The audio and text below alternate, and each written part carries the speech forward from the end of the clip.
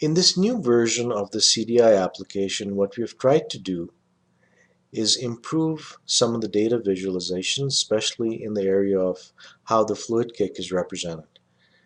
We've also tried to address some of the field errors that have been reported in the last little while, but this is a work in progress.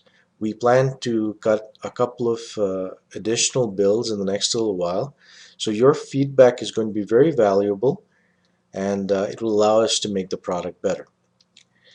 Now I'm going to show you a couple of the new features in this version. I've gone into the main view shot signal window.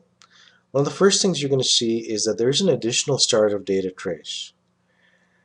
This is similar to how the old start kick filter trace was produced, but it's there because we've renamed that trace to fluid kick trace, and we're going to be doing some fairly extreme things to it in terms of background noise reduction and so forth, which may result in the loss of fluid kick repeats, anchors, etc. in the signal. So you will want to compare both of them together to make sure that fluid kick is being picked where you think it should be picked.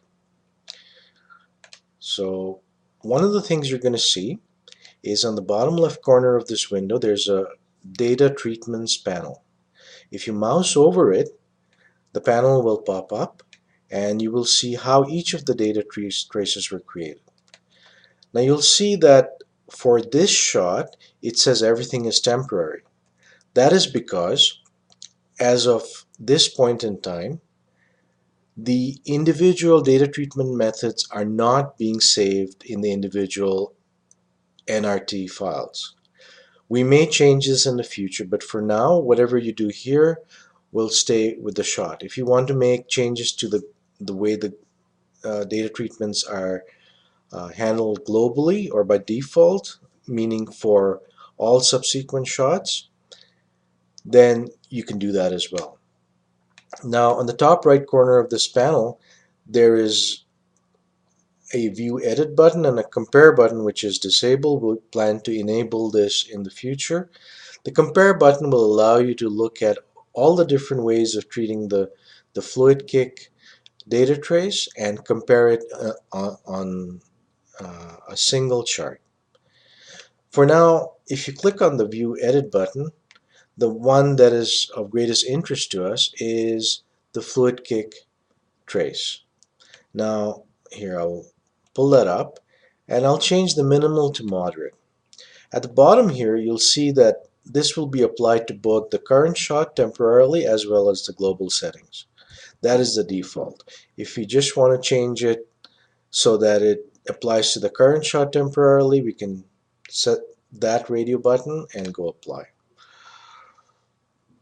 Now as you can see, some of the noise has been cleaned up. Let's go even more extreme. Let's go to aggressive, which is the default when you first install the program. Again, you see a little bit more. Let's get quite extreme and choose the extreme one.